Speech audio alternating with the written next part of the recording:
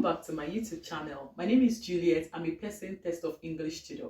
Now, today's video is going to be one of my short video series. I want you to stick with me to the end of this video, and if you find it interesting, please click on the subscribe button. Let's get started. Today, we're going to be looking at words that have same pronunciation but different meanings. They are called homophones. Now, most times during my PTE classes, I realize that people make mistakes in spellings because they think that because the word sounds this way, it should be spelled this way. And when you have a task like the PTE write essay, they fill in the blanks in the listening, you see them make those kind of mistakes. I mean, I also make some mistakes sometimes. So this lesson today is a very interesting lesson. And if you know any of these words you might have been interchanging, I want you to leave it in the comment section. Okay, let's see here. So remember, they are called homophones. In case you forgot to know, you didn't know what these words are, they are called homophones. They have same pronunciation, but their meanings are different.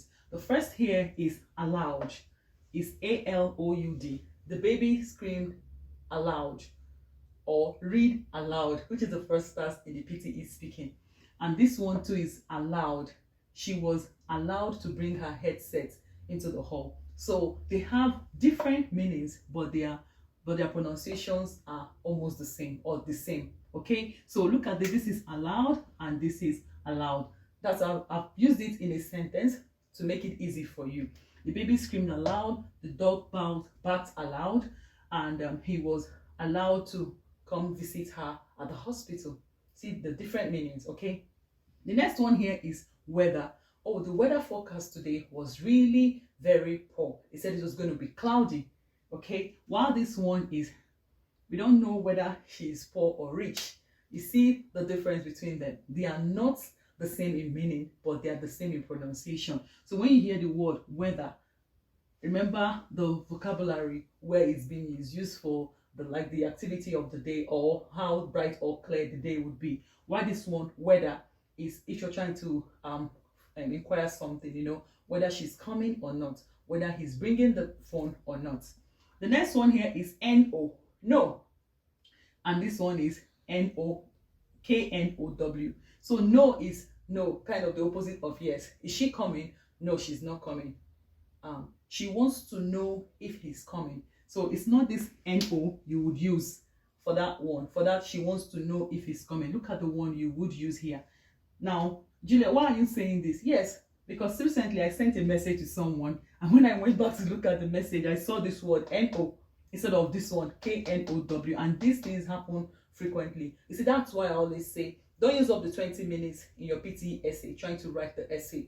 Use up like 15 minutes, then the remaining few minutes you have, use it to look at your spelling, check your I's if you've dotted them, check your T's if you've crossed them. I mean, you could make that kind of mistake. We are humans. The next one here is bored, and this other one here is bird. Kind of the same pronunciation, but they're different meaning. This one is when you don't have anything doing, you're just lazing around the house. Like my children will say, Mom, I'm bored of staying at home. That's where you use this one. As in another word is like boring. When something is boring, you're a boring person, you know. Then this one is bored. Like what I'm writing on right now is bored. Or when you want to fly a plane, I'm boarding my plane right now. So there are two different words altogether, but they have the same pronunciation but different meaning. That's why I'm giving you the examples so you know how to use them. The next one here is waste and waste. When you say waste disposal, this is the waste we talk about. And when you say waste, you know, sometimes we put sometimes we call part of our body, which is the hips, we call it waste. So they are pronounced alike. Waste is the only time when you can know the differences is the context in which they are used will determine which of these words will make it to the sentence. Here again, we have night and we have night. It's not night. The K is silent, okay? This one we have night in churches, like he was made a knight of St. Christopher. Sorry if I don't know that, but like if I didn't get that. But I'm just trying to make an example here. He was made a knight of St. Bartholomew or of St. Christopher. This is like a title for people in churches, okay? I think in Orthodox churches. Why this one is night, like when it's not morning, it's night, okay? Like he will come to my house at night to bring my bag. This one is he was made a knight in church. So know their difference. When you hear that, when you're trying to listen to the audio in the PTE listening, and you hear the word, and he was made a knight at St. Christopher, this is the spelling of the knight they mean. Or when they say something like he was supposed to bring the bag at night, this is the night they mean, not this one. So note these ones too. They are words that occur frequently, just like this NO and KNOW. Okay, we don't intend to make these mistakes when we are writing out these things, but somehow we make them. So that's why it's important for you to go back and see what you have written before you click on this next button. Now this brings me to another of the word. We have here meat, M-E-E-T, and here M-E-A-T. This one is the meat we eat, like the protein we see in our food.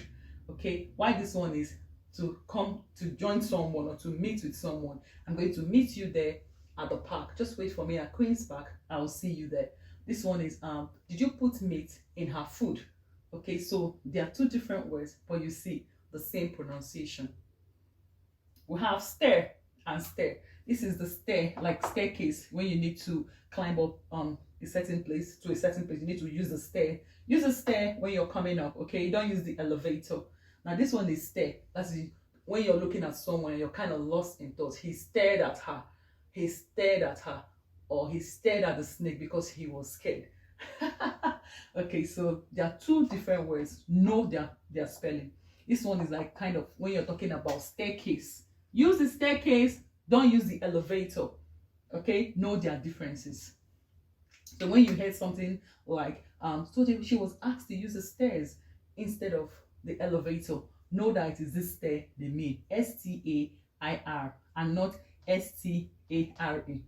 Then here, which is not the last one, but for this series, this is going to be the last one I'm going to be sharing, which is root and root.